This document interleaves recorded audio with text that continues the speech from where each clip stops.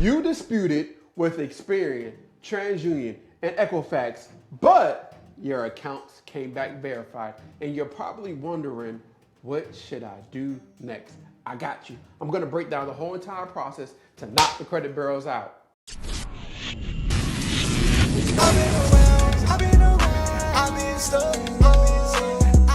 What's up, family? I'm back with another one. Hey, if you're new to the channel, welcome to the family. So in today's class, I want to break down what you should be doing next on how to leverage the law to dispute with Experian, TransUnion, and Equifax because those accounts came back verified, and I want to explain the whole entire process. I got you. So sit back, relax, grab a pen, get some paper, get something to drink, and yes, we drinking some water today because hey, this is gonna be a good one. All right, so your accounts, they came back verified from Experian, TransUnion, or maybe Equifax, right? And you're probably wondering, man, what should I do next? How should I do things according to, because everything came back verified. And I want you to understand this. Even though they said verified, but did they really do what they're supposed to do? Did they update anything? Did they modify anything? Did they change anything? Did they fix the open date, right? Date open. Did they fix last reported? Did they fix date last active? Did they fix the payment history? Did they update anything according to what's on here? Did they fix everything they're supposed to fix? And the answer is, if you look, probably not. So when you check your updated credit report and they said everything came back verified, what you need to understand is you didn't ask for verification. You understand that this entire account belongs to you. But what you asked for was for them to conduct an investigation and modify the things that's within the account, the open date, date last active, date last payment, and guess what? They probably didn't. So what should you do next? Now, here's what you need to do next according to the law, right? Now, I want you to understand this. You put in 15 USC 1681, okay? Now, with this law, this is the Fair Credit Reporting Act. Now, within the Fair Credit Reporting Act, you want to go to this one right here, I-5. I'm going to read it really quick so you can understand, and I'm going to show you how to leverage artificial intelligence to help you with this, okay? But I want you to understand the law first. I want you to read so you can understand, because I'm not a lawyer. I want you to have an understanding, okay? So 15 USC 1681 I, right? And then this is I, procedure, let me move this out of the way, procedure in case of disputed accuracy. So, but you need to go down to number 5, scroll down to number 5, and I want you to understand this. Treatment of inaccurate or unverifiable information. So if after any reinvestigation under paragraph 1, and you can read number 1, of any information disputed by a consumer, which is yourself, an item of the information is found to be inaccurate or incomplete or cannot be verified, the consumer reported agency, which is Experian, TransUnion, Equifax, and anybody else you disputed with, number 1, promptly delete that item of information from the file of the consumer, or they either promptly delete it or they're supposed to modify that information as appropriate based on the results of the reinvestigation. And number 2, promptly notify the furnisher, which is anybody that you're disputing with, for example, a collection agency, of that information that has been modified or deleted from the file of the consumer, right? So that's what they're supposed to do when they conduct an investigation. But when you look at your updated report, you're going to notice that they didn't update it, they didn't fix something. Okay, so now what you want to do is go over here. You're going to go over to ChatGPT, right? And then you're going to upload the screenshots of their accounts that came back verified. All right. And then when you upload the screenshots, you got to prompt it correctly to act like a world-class dispute expert with 20 plus years and find violations according to the Fair Credit Reporting Act and Metro 2 compliance after these accounts came back verified. And then from there, what it's going to do is analyze your accounts that came back verified, and then it's going to help you find the violations according to the law. This is just an example, according to the law, And then from there, what we want to do is craft the letter. And I'm going to show you how to craft your letter based on the violations. And then I'm going to show you I'm going to show you where you can send your letters from the comfort of your house, or you can go to the post office. It's up to you, all right? So I want to give you the which one works best for you and based off of your budget, okay? So number one, they found date of first delinquency. They found a violation, all right, and multiple violations, as you can see. Number two, date last active. I'm gonna make this a little date last active. Conflict, major violations, right? It just breaks it down. This 15 USC 1681 CA, all right, 15 USC 1681 EB, 15 USC 1681 S-2B, right? Payment status, collection / charge off cannot be reported as charge off only, and it breaks it down, right? Violation of this law, EB 15 USC 1681 S-2B, right? No monthly payment, no terms. 15 USC 1681 EB, 15 USC 1681 IA5, the one we just read, right? Comments, field language, whatever. This law and this law, strongest violations here. Legal pressure point summary. So they violated, you can argue, 15 USC 1681 EB, 15 USC 1681 IA1, 15 USC 1681 IA5, 15 USC 1681 S-2B, 15 USC 1681 CA, Metro 2 accuracy standards, Metro 2 date reporting fields, strategy of what to do after verification, right? And then you have, based off of this, right? So now what we want to do is leverage the next prompt, right?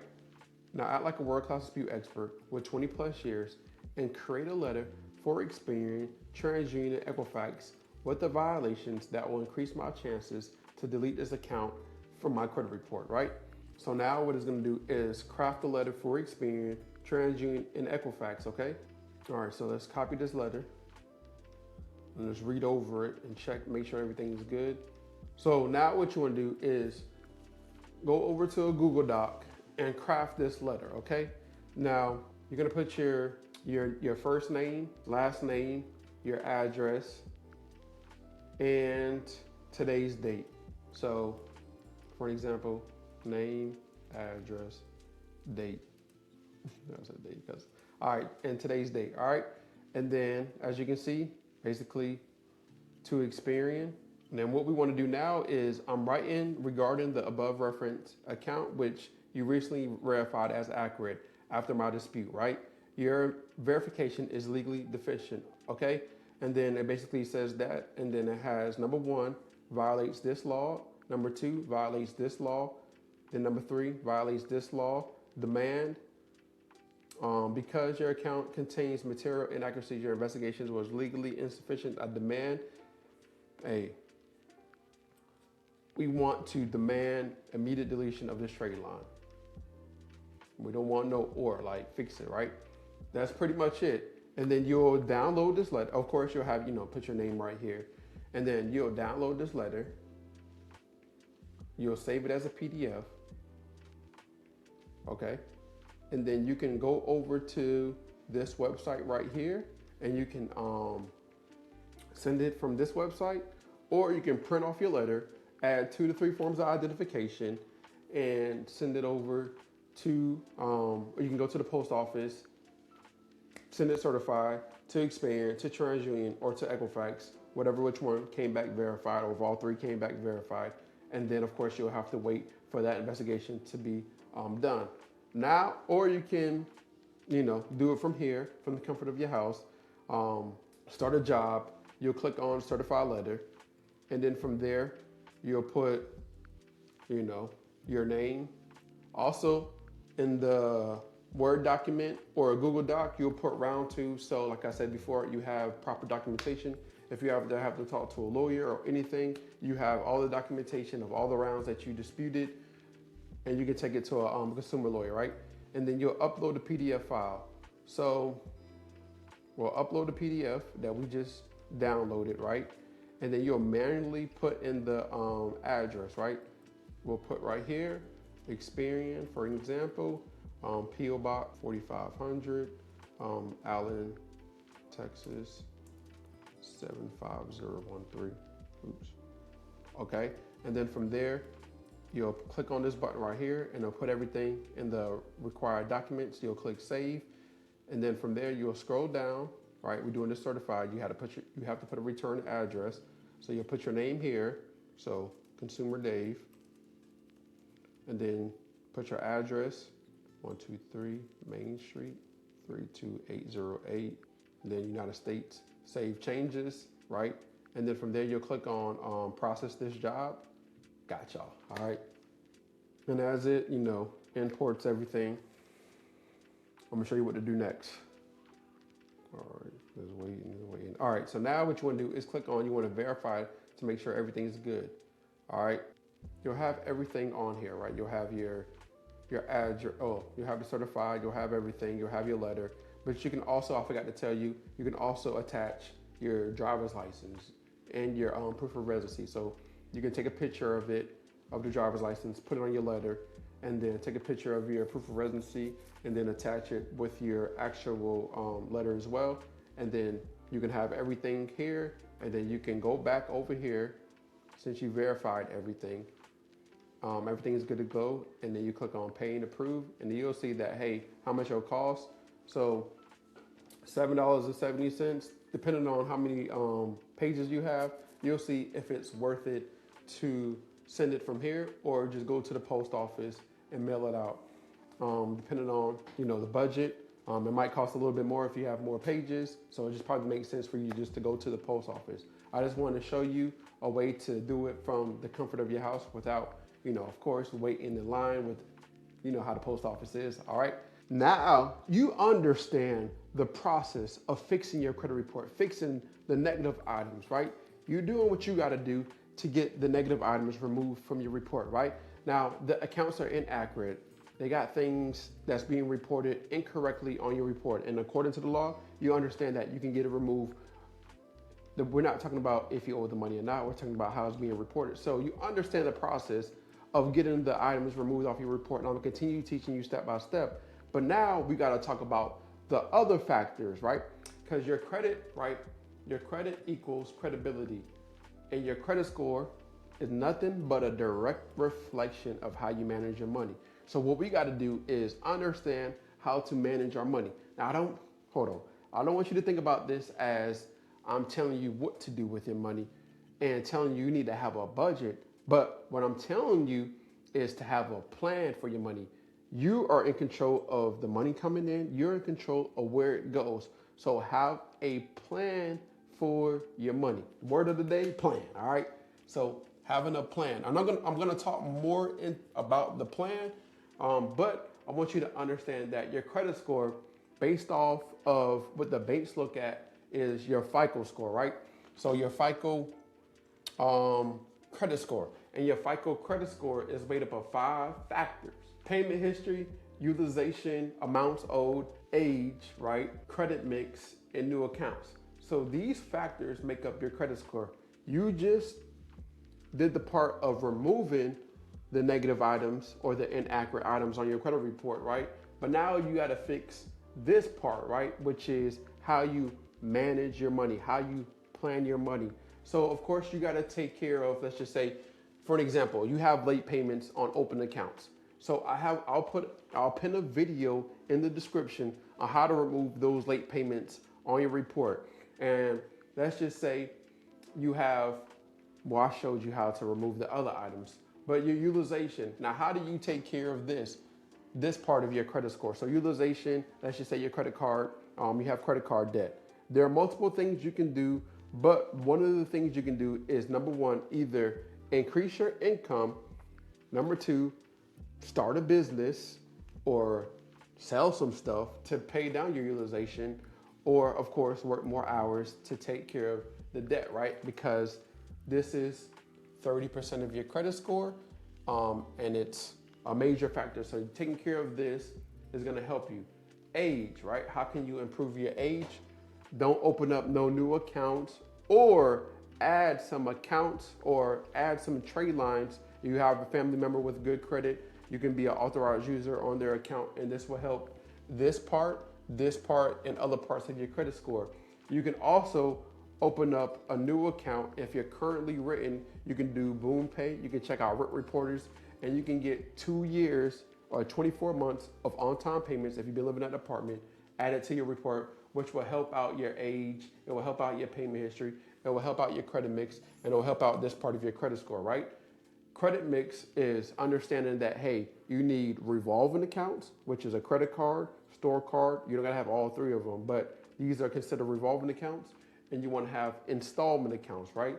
Your installment accounts consist of student loans, your personal loan, car loan. Those are considered installment accounts, right? So you just wanna have a mix of both. And you don't have to have all these accounts on your report. You can have one credit card, you can have one car loan or home loan, right? And then you can have one credit card, one car loan, and let's just say you get a house. You just have those three accounts, and you probably might have student loans. That's fine on your report. You don't got to have all these accounts on your report, okay? And then new accounts is the other factor of your credit score, and you don't have to open up a new account every single month, every single year. You can just have those accounts and mature those accounts. And with your credit card, you can always increase the credit limit. So you don't have to continue adding a new credit card on your report, right? You want to have a plan for the money coming in. So you understand you make this amount of money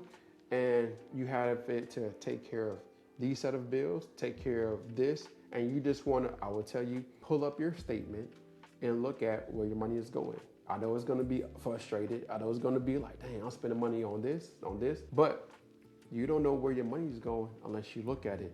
And you want to have a plan for where your money is going. So now you have a plan to, of course, take care of your expenses, water bill, light bill, cell phone bill, utilities, car insurance. You got to take care of those certain things. But where is the rest of your money going? Where is it going to? And you can take some of it, right, and pay off some of your credit card debt if you have it. I'm not telling you to take all your money and pay off credit card debt because I understand life, right? So you can take a portion of it and set aside. You can work a little bit of extra hours and take care of that as well. So I just want you to understand that, hey, you got to fix this part, right? Because when you fix the plan for your money, then you're going to fix, and this is for the rest of your life, having a plan for your money. We're not just doing it for 1 month, 2 months. Just have a plan every single time your money comes in. Just have a plan for it. And this, once you take care of the plan, it will take care of the credit. It will take care of how you manage your money. It will take care of everything else as you're learning how to remove these negative accounts off your report.